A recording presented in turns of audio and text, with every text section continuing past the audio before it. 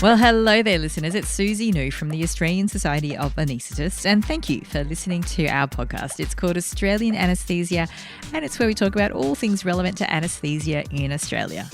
Except in this episode, we're talking about anaesthesia in Timor. I am, though, chatting with Dr Alison Jarman, who is a Melbourne-based anaesthetist, and she, at the time of recording, was live in location in Dili in East Timor.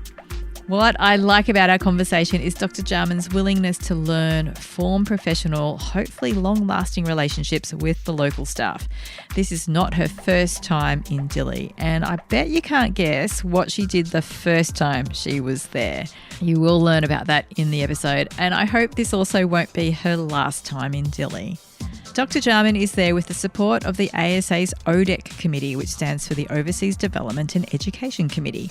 When I first joined that committee, it was called the Overseas Aid Committee, and we chose to change our name. I hope you agree that it's not just about going into a country and delivering aid, although that is very important in other situations, but this is what is called development work, hence the name change, Overseas Development and Education. Going somewhere with the intent of being involved in the long term.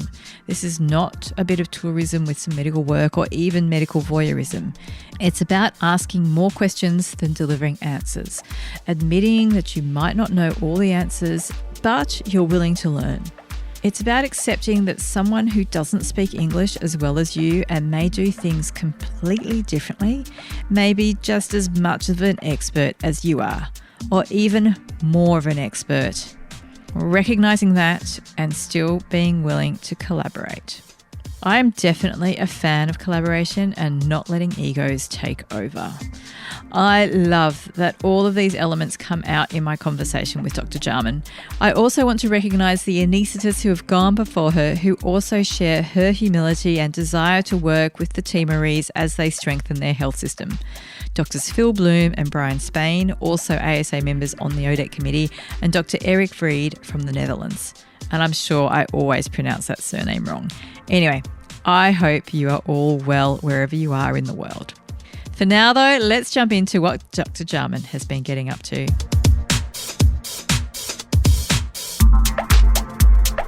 Thanks for giving up some time this morning to have a chat. Tell me, where are you at the moment? I am in Dili, in East Timor, and I'm at home in my little suburb of Metiaut, which is near the beach. What are you doing there? I am here doing a placement, so an ASA Fellowship. That's the first one that's run for about 7 or 8 years now. We're just trying to see if we can get this going again as a placement for Australian anaesthetists to come here to support the Timorese anaesthetists with teaching, preparation for Timorese doctors to go to Fiji to do their training, and some clinical support as well. And how are you finding it? It's been great. The doctors here have been so welcoming and have helped me feel at home and settle in. It's been a really good change from working in Melbourne and, seeing lots of challenging clinical situations and tried to help people troubleshoot the best we can. But also, particularly the teaching has been really amazing. And it's been great to see how much the Timorese doctors are really getting in on things like simulation, which they haven't done a lot of in the past, and being very patient with me as I stumble through the language challenges. I presume they're speaking a mix. What's the language? So they speak multiple languages. I feel I'm so monolingual. Really, the primary medical languages here is Spanish because of the long presence of Cuban doctors here. It's a combination, it's Spanish and English, but most of the doctors here will speak Tetum, which is the main lingua franca for Timorese people, and some English, probably Portuguese, and some Bahasa Indonesia as well. There's also some Chinese doctors here. So there's a number of different languages in the operating theatre. Wow. Yeah, it's a bit of a challenge in teaching because part of the goal here is to get people to go to Fiji for training where they'll be taught in English. I'm trying to do a lot more just teaching in English and doing my slides in a combination of English and Spanish so that they can read alongside that because they'll understand Spanish too. Can you just paint me a picture of what the operating theatres are like, how many there are, what sort of staffing there is? Yeah, absolutely. There is 3 main operating theatres with one additional one, which is used for emergencies, and a minor procedures room.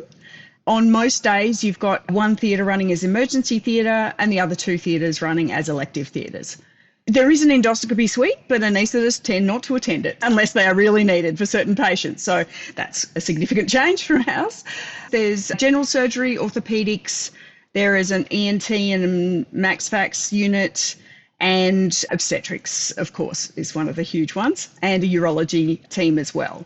And slightly different schedule to perhaps what we're used to in Australia, in that the morning session runs from 8 a.m. to 12. And then there's a 2-hour break in the middle of the day. Love those. Yep. And then from 2 o'clock is the afternoon session. And what time of the day would you usually finish? It depends. 5:30 is often about the end of the day. And you're at the main teaching hospital in Dili. Yeah, that's right. How many anaesthetists are you working with, and what level of training or skills are they at? There is about 5 consultant anaesthetists who are Timorese who are currently working in the department. One has been trained in Indonesia, the other 4 trained in Fiji.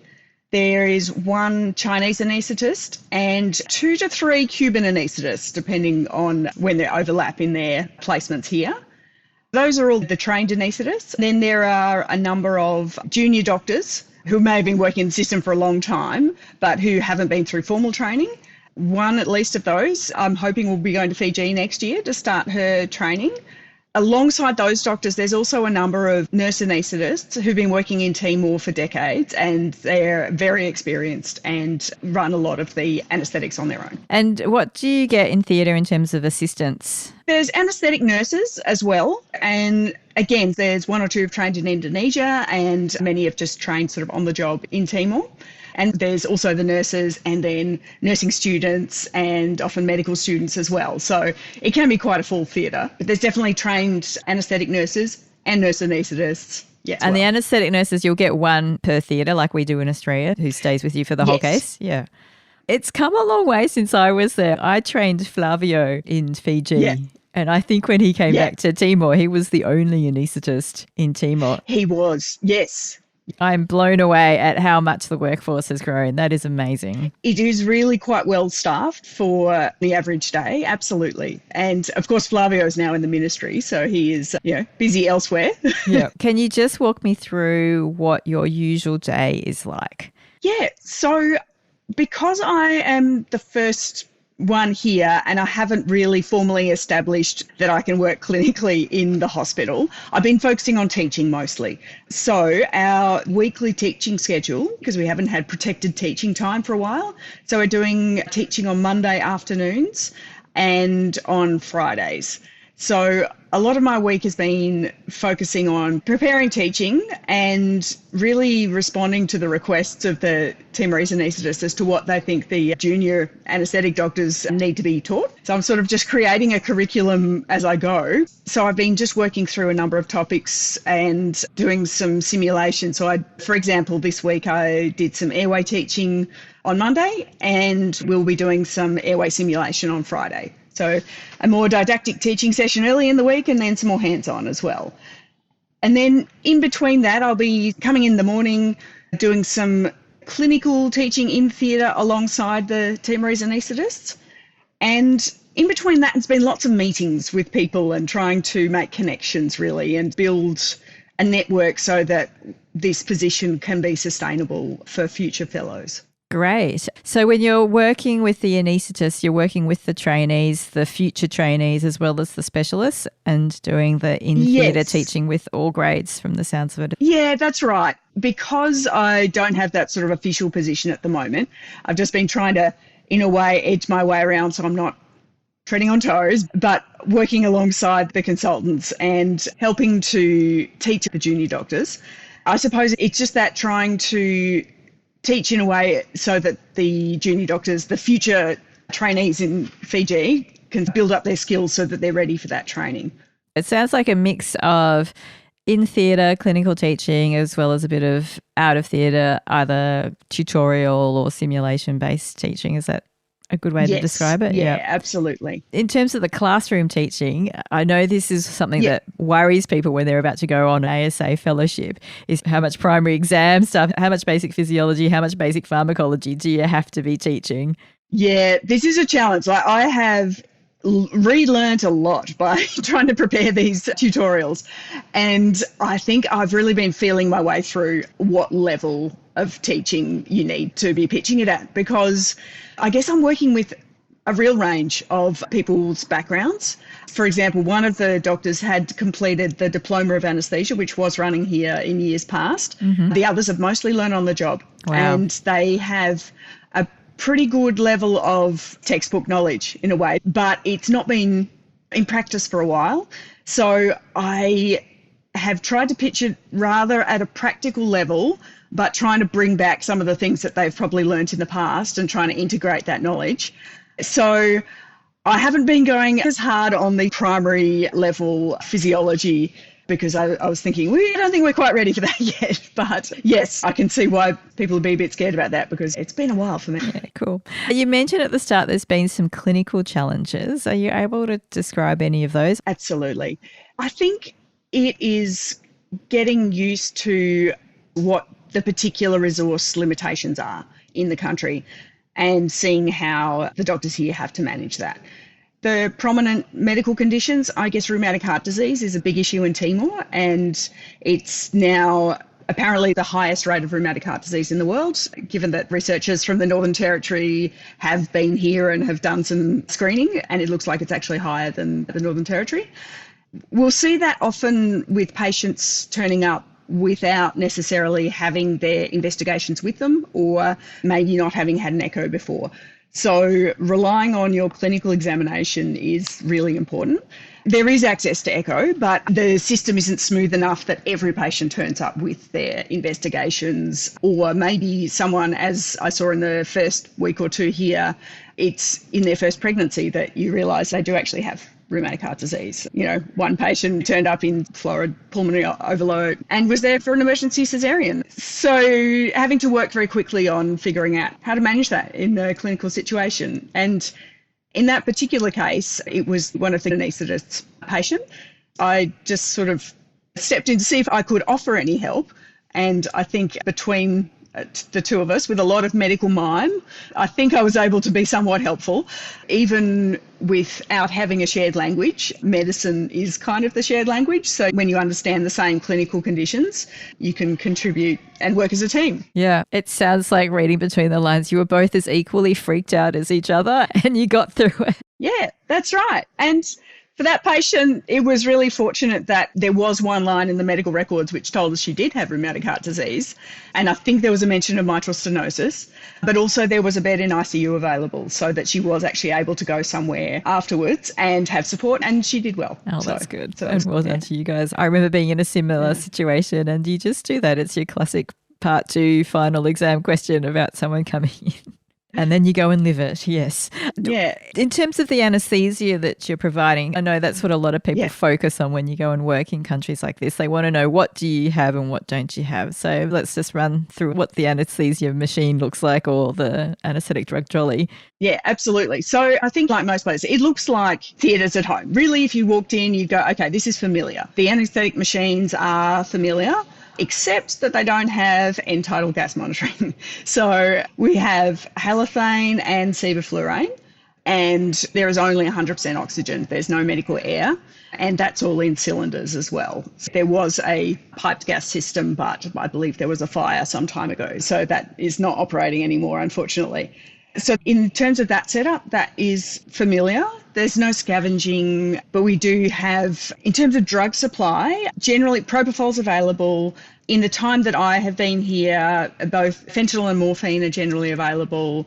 The muscle relaxants, Sux and Vec. And I mean, there's always ketamine, which is great.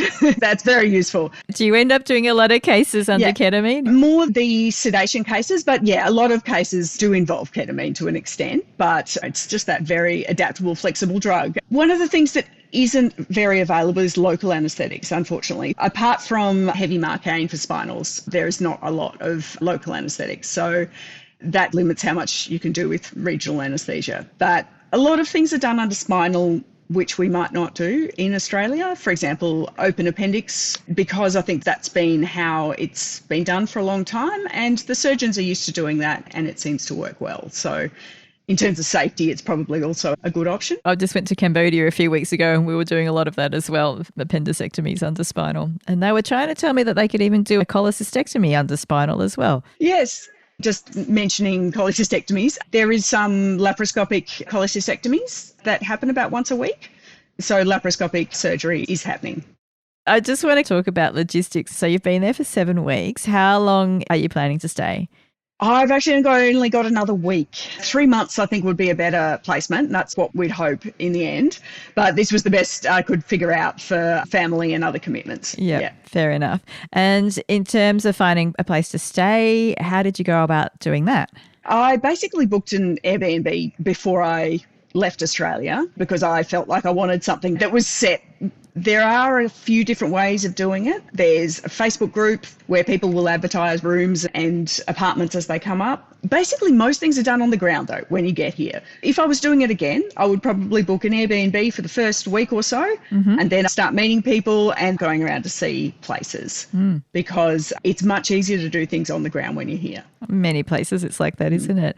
And when you say meeting people, is it people through the hospital? Is there an expat community? How would you tap into that? There's both. There's expat community, and I was just lucky that someone back at home connected me with someone in the expat community here who's very well connected before I arrived. But also I already had connections with Timor as well. So I guess I was a student activist a long time ago for Timor, and I still had some connections through that as well. So that sort of helped me just speak to a few people, and there was a few accommodation options that way as well. And how are you finding life outside the hospital? What are you able to do around Dili? What's it like, security issues, extracurricular activities? What sort of things are you doing?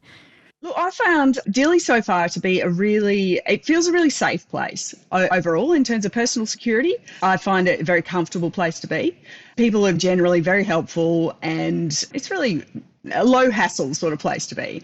I'm also living a little bit further away from the hospital, but I don't have a car. So I've been getting around on the local public transport, which are little microlets, so little mini buses. Cost you 25 cents to go anywhere, and they just keep going around in their loops, and it's really easy for me to get to the hospital. But I really wanted to live out this way because it is closer to the beach and somewhere where I can go for runs along the beach and around past the Cristo Rey statue. It's just really nice to have a little bit more space and quietness, mostly quietness. It's quite busy on the weekends because this is where some restaurants and parties happen. So you can go for swims. There's beautiful places to go and travel, great snorkeling and diving, particularly on one of the islands just offshore, Aotearoa. Oh, okay. I love snorkeling, so maybe I'll have to bear that in mind. When you say swimming, are you swimming in the ocean? Is there no crocodiles to be worried about? Not on this side of Timor. Okay. Yes, reports of crocodiles have increased. It's mostly on the south coast. I can't vouch for the cleanliness of the water in some areas, but there's definitely some areas which are better. And finding out about that sort of stuff, is that something you find out when you hit the ground and speak to some other locals or expats? So that's where you're getting your sources of information? Yeah, most of that I'm talking to people here, and this is where the Timorese anaesthetists have been really helpful and just giving me advice on what to do, what not to do. Are there any cultural tips that you could give for anyone interested in visiting Timor? That is a good question. I think definitely learning some Tetum would be very helpful. I think people obviously in most places are really appreciative if you can learn a little bit of the language. I think just being open to the experiences that you can have here, because I think, again, most Timorese people are really happy to have people come and visit. There's a lot of goodwill towards Australia and Australians here, and people are really happy to take you around and happy that you're visiting overall. In terms of preparing yourself, did you have to do anything from a health point of view? Are you taking malaria prophylaxis or anything like that? No. Fortunately, Timor is actually malaria-free. No way. Which is an amazing advance. Yeah. So It's been a good few years, I think, now, but it's actually been declared malaria-free. However, there's still dengue. So, being really careful about mosquitoes is still really important. It's the dry season at the moment, so that's okay. But the thing that you really do need to prepare is having rabies vaccinations, because unfortunately there is rabies, I guess, an outbreak in the country at the moment. And until a few weeks ago, there was no vaccinations and no IgG in the country. So it's really worth having your rabies vaccinations, because at least that gives you a little bit of time. You'd still have to leave the country, but gives you a bit more time. Yeah. Yeah. Have you seen absolutely. cases of rabies in the hospital? Well, personally, no, but there has been a number in the last few months coming to the emergency department, and there's been a number of deaths this year. I think the total cases were up to about 15. Oh, wow. Presenting to the emergency department at the main hospital. The other health challenge is the water is not drinkable. Unfortunately, you're working on bottled water, and there's a number of water filtration units around where you can get clean water. Waterborne diseases is definitely something you have to be aware of too. So you're living off bottled water? Yeah, mostly bottled water. I was doing some boiling of water, but obviously didn't quite do that well enough once, and then I've decided I'll just go back to using bottled water. Yep. Sorry. Yeah. Who knows where it comes from, but yes. Yeah, exactly. The things you work out. I had a little routine, and I find it still really hard to break that routine when I arrive in a tropical, particularly a developing country, that I just automatically fill the kettle and boil it, and I can't break that habit. No, absolutely. No, it's a good habit to keep though, definitely. Yeah. And I guess the other thing to be aware of is TB as well. If you're coming here, is that TB is a very high prevalence here. There are a few things to be aware of, but at least you don't need to take malarial prophylaxis. So yeah, and at least you don't have to be worried about crocodiles in tropical water. So that's another win. That's right. I also wanted to ask, because you mentioned before family and getting time away, how did you navigate that, or are there any tips that you could offer? On the whole, there are a lot of people here with young kids, and I can see that from the expat community. So I think it'd be really possible to bring family and kids here. For me, it was a matter of negotiating with my partner and my daughter. We decided to come because my daughter's in the last year of primary school. We both had sabbatical leave coming up. So we've just slightly staggered our leave so that I can have some time here, and then he's got sabbatical leave. It was just easier also for school continuity for my daughter to stay in school. They came to visit for 1 week in the holidays so that they could get a sense of where I was. But that was the best that we could work out. Yeah, it's always a juggle trying to find the right time to do these things. And it's hard to be away from home, but it does also give you a moment to focus on doing that work and, to be honest, having a bit more free time during the day to actually manage your own time, I suppose, which is also quite a nice holiday. I wanted to ask how you are being supported in all of this. So it's costing money to rent the Airbnb. You might even have a mortgage, and you've got school fees and living expenses. Yeah, so I had some support from the ASA, which has been fantastic. So it's good to have that just to help with living expenses.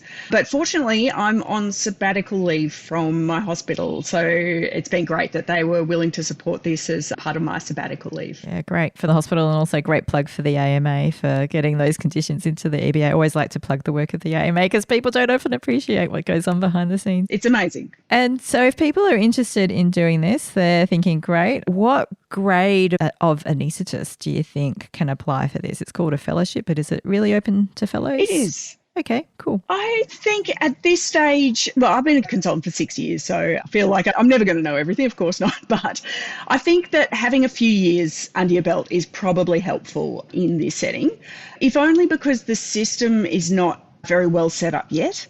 And I think having a bit of an understanding of how systems work and how that you can, even just the communicating and building relationships between just within the department, but even outside that, is really helpful.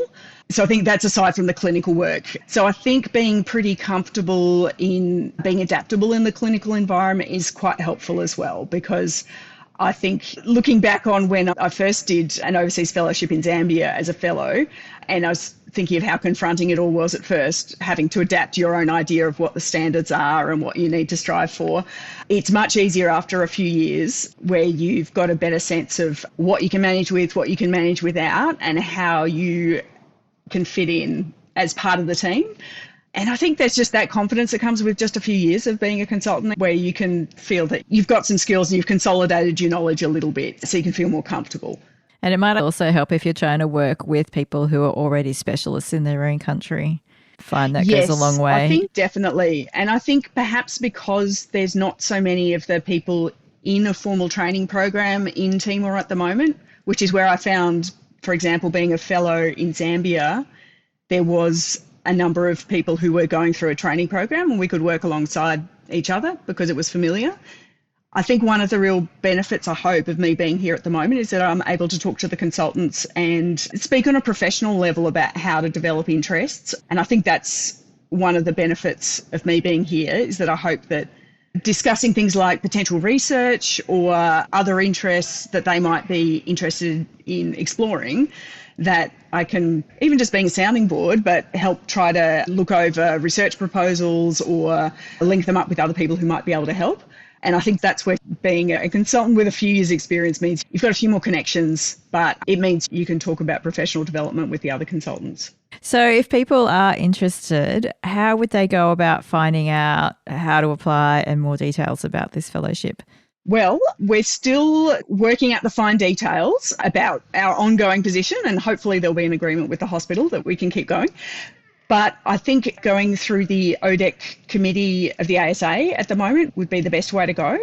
But we will be able to hopefully update some details about that shortly through the ODEC website. Excellent. And for people who don't know, ODEC stands for the Overseas Development and Education Committee. Anyway, so it happens that I'm on the committee, and I'll definitely put a link to the committee webpage on the show notes for the podcast. Is there anything that you would like to mention that I haven't asked you about yet?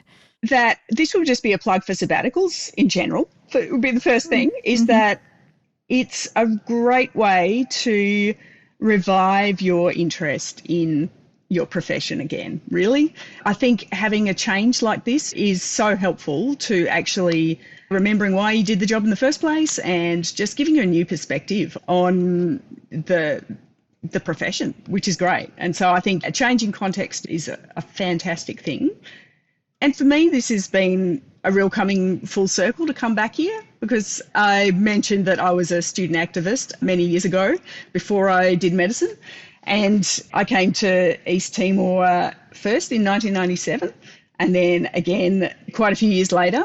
And it was one of the reasons why I decided to do medicine in the first place, was to try and have some useful skills that I could come back here and actually contribute to, you know, an ongoing improvement for the country and for the people here. And so it took a few years, but I got here. So it's been a really good experience for me in that sense as well. It sounds like it's really filled your bucket. I'd love to one day come back to you and perhaps do another podcast about what it was like being a student activist. But for now, I just want to thank you so much for your time today. That's great. Thank you for chatting. And yeah, it's really good to talk.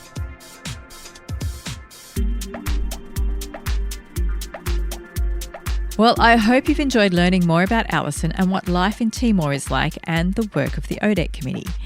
I can't plug sabbaticals enough. I definitely have benefited from going on one recently. If you are working in a state where the local AMA, Australian Medical Association, or ASMOF, has negotiated sabbatical leave into your EBA or your work conditions, then I ask you to consider showing your support for this opportunity by being a member of the AMA. If you are a member, then I thank you, and I also invite you to reach out for me if you ever have an issue or a question, as I'm the anaesthesia representative on the AMA Federal Council. Moving on, if you liked this episode, then 3 more that you might like are episode 105 with Dr Pip Lane. This one's a great one if you want to hear what another anaesthetist has been able to achieve with her sabbatical leave. She's set up an amazing service that helps children get IV access, the correct IV access, in a timely manner. And another thing I like about that episode is that we dissect some of her quite formidable leadership skills. If you'd like to hear more about the ASA and our efforts in the Pacific, then I encourage you to listen to episode 75 with Dr Moira Rush on her time in Fiji. The ASA has been supporting the anaesthetists of Fiji and assisting with their training program since about the 1980s, so about 50 years now. Even in my long, dark, distant past, I was employed by the Fiji National University to train anaesthetists. So for me personally, it was really good hearing about how that fellowship has matured to what it is today. If you're interested in supporting global health efforts in the region but don't have the time or the leave pass from work or your family, then consider donating to Lifebox. Through Lifebox ANZ, that stands for Australia and New Zealand, we provide oximeters and capnographs to our colleagues in the Asia Pacific region. We're also scoping doing a whole stack of other work. I chat more about that with Lifebox board member and former ODEC chair, Associate Professor Rob McDougall, in episode 99. Don't forget, while you're here, to like, follow or subscribe to the podcast so that others can learn about the incredible talents of anaesthetists in Australia. And finally, I said I would put a link to the ODEC page on the ASA website in the show notes. On that page, you'll find details of the various ODEC projects, as well as a playlist of the Australian Anaesthesia podcast episodes that have relevance to global health. Please feel free to visit that page and express interest in any of the projects that you see there, which includes one that I'm involved with in Cambodia. Until the next episode, as always, I thank you for listening and hope you stay safe and well out there.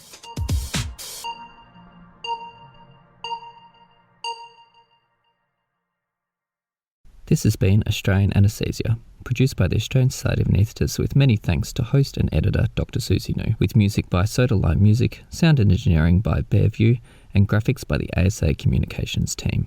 For more content, please visit www.asa.org.au.